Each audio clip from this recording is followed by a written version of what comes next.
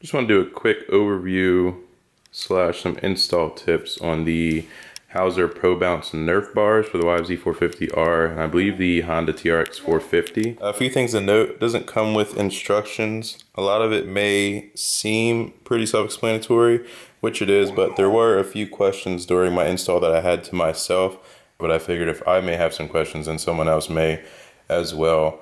There's also very limited pictures online, so if you go to try to look for your answer through images, it may be hard as well. So I'm just going to go through a quick overview and then questions that I had arise during my install. First thing is going to be the hardware.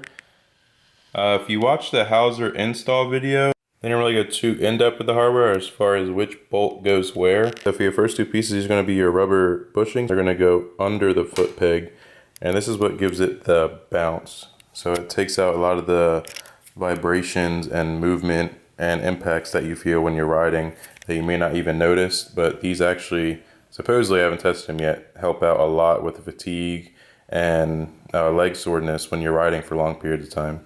This bushing right here will be installed into the brace that the foot peg goes onto, and there's only one per foot peg. I thought there was supposed to be two because of these two holes, but it'll make sense in a little bit when I install it. And then you have the actual hardware itself. This is actually all you need for the install. So the big bolt is going to be for this bushing right here, and it fits perfectly through. It's hard to do with one hand, but it fits perfectly through the cylinder. And that's going to be the back bolt on your peg. The front bolt for the peg is going to be going through this big hole as well as through the foot peg right here. So you figure you have the cylinder right here. They both just slide in on both sides, and then this cylinder will slide into the middle. You will have the rear, I had that backwards. You have the rear of your foot peg. Slide over it like that, and then this bolt will then slide through the entire foot peg and the bushing. So first for install, you're going to want to take the rubber bushings and install them on the bottom of the peg right here.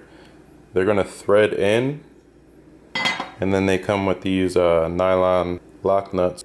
So they go on just like that. You might need a set of pliers to grab them and thread them all the way through. But once you're done with that, just go ahead and throw the nuts on there. And then this will slide onto the brace like so. It's going to be easier to install, not easier, but I would recommend installing the back bolt first. And you're actually going to need to put it either under a C-clamp or a vise if you have one. So you're going to need to compress the rubber bushing down to insert this bolt in all the way enough to slide it through, and then tighten that one down. And then you're going to have to do the same thing on this side. Here's the part where I was kind of confused. I was expecting to have two cylinder bushings on the front and the back for this bolt as well, but then it clicked me and it made sense. They don't have the cylinder here because they allow this bolt to move up and down inside of this slot right here so that you get movement on your foot while you're riding. So you're getting movement from the rubber bushings as well as the whole entire peg itself is bouncing up and down so that you feel even less vibrations. What they do for this bolt is, if you look at an older video, they actually used to have a cylinder for it. They would just use the circle piece to go over the small bolt, but now they supply a rubber hose. This isn't what they supply. I cut it up because I was thinking of a different idea. I actually opted to go up. It's the same size hose. It's 3/8 silicone hose, but I just had some of this in my garage. It's a little bit better quality and thicker, so it won't wear out as fast. I'm assuming this will be a replace item after however many hours of riding, because your feet, all your weight is going to be bouncing up and down onto this bolt. So what you do is you're going to cut a piece of silicone tubing out to fit the inner diameter of your peg right here, and you're going to slide the tubing over this bolt so that way when you install it in here and the peg is bouncing up and down on the bolt, it's not metal to metal contact. It'll actually be bouncing up and down on the silicone tubing, so it allows for a little more cushion, less noise, and then no metal to metal contact. So now you assume that you have your large bolt installed through the bushings, your front bolt with the PVC tubing installed on the front part of the peg, and all you have left is these two Allen head bolts that are threaded all the way. One is going to be for the front of your Nerf, and the other one is going to be for the rear of your Nerf. This is going to install directly on the back of the brace where your foot peg is, and the front one is going to install on your new engine mount right here. So this will actually replace your current engine mount on your 450R, and you will use the bolt already on your ATV to bolt this to your engine and the frame of your ATV, and then your Nerf will slide directly in there just like that, and then you'll use one of the supplied bolts to tighten it down. I actually like this design a little bit better rather than it going all the way through, because now you have new nice looking engine mounts for your quad. Here it is laid out for you so you get a better understanding. Like I was saying, the brace for the foot peg will slide into the Nerf itself. You use the Allen head bolt to go straight through that hole, and then all you're left with is these two. It's going to be your smallest pair of bolts. They're both Allen head as well, and they're going to secure the Nerf bar to the foot brace right here at the end through these two holes. It's not lined up right now. That's going to be it for your hardware that's supplied. Your last two bolts you're going to be using are already going to be on your ATV. They're coming off your existing foot peg, whether it's stock or you already have Nerfs installed. And those two bolts are going to go right through here. Kind of a pain getting these two bolts into the brace for the foot peg because your foot peg is actually in the way a little bit. So just be mindful that you'll have to work with these two bolts a little bit when you're installing it onto the ATV. Howser recommends that you install all of this and tighten it down once you have it all completely together off of the ATV to include the netting as well, and then go ahead and install it onto the ATV. That's what I did for the first side, and it wasn't too bad. But like I said, these two bolts for the foot brace, they're a little bit difficult to thread in straight, so be careful not to strip those out. The netting, this is the netting that you're provided, and then they provide you with a bunch of these, I don't know what you call them, square clamps. It's not really a clamp. Let's call them square thingies. They provide you with a bunch of these. They have a video on how they use those on the Howser YouTube channel, so they go over that if you want to look that video up. But one trick that I did learn from them, they call it the rat trap. So basically what you're going to do is take your netting, slide it through the rear hole, pull it all the way under, loop it around and down through the front hole. And then you're actually going to take it, pull it through the front hole a little bit, and pull it back up through the rear hole. It's hard to do it with one hand, so I did it with two hands off camera really quick. But like I said, you're going to go down through the back hole, loop around, down through the front hole, under the middle piece, and then pull it back up through the rear hole.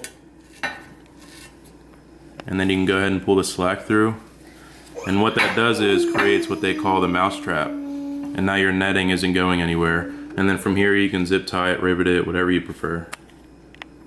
For the netting, what I did was I pulled it all the way out and I cut it evenly in half so that I have half for one Nerf and half for the other Nerf. Be sure to leave a few inches over while you're doing it off the ATV, just so that you have enough slack to go ahead and do this mousetrap method, unless you have another method that you like using instead. But I have the other one installed in ATV and it's very strong. I hope some of these tips are able to help you out for the install, because there's a few of the questions that I had when I was doing it, especially when I pulled the clear hose out of the box. I had no idea what to do with it. Here's the right side already installed on the ATV. I have not finished my netting. I see most people go ahead and terminate it right here at this last bracket right here for the netting. I decided to loop it over the frame because when you have it out, there is a pretty large gap right here, potentially for your foot to go through. You can see right here with this peg, I can already move it that much just with my hand alone, and that's just clamping force from my hand.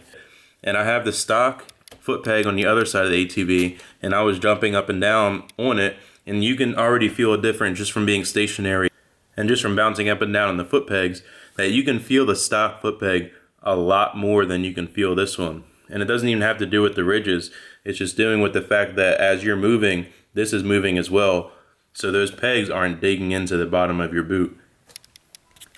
Another thing worth noting is the height of the foot peg. It comes in right around at 11.5 inches. I didn't think to measure it until I sat on it and noticed that my right foot was a little bit lower than the stock foot peg, which I actually like because it will be a lot easier for me to hit the rear brake and hit the clutch lever. And if you come over here to the stock foot peg, it's right at around 12.25, which the website does say 3/4 of an inch lower than OEM. So that pretty much wraps it up for this video. Be mindful that it's nice that they're lower because it may fit your riding style, especially if you're a little bit taller. But you do lose that 3/4 of an inch of clearance on the ground, especially with this bigger Nerf bar. So be mindful of that when you're trail riding, if you do trail ride. But thanks for watching. I'm gonna go ahead and install this other Nerf. I'll probably release another video on these DRW products, how to install the case saver and chain slide as well. And then I have the Mosi, I'm not sure how you say it, soft bar clamps coming in. They should be here tomorrow.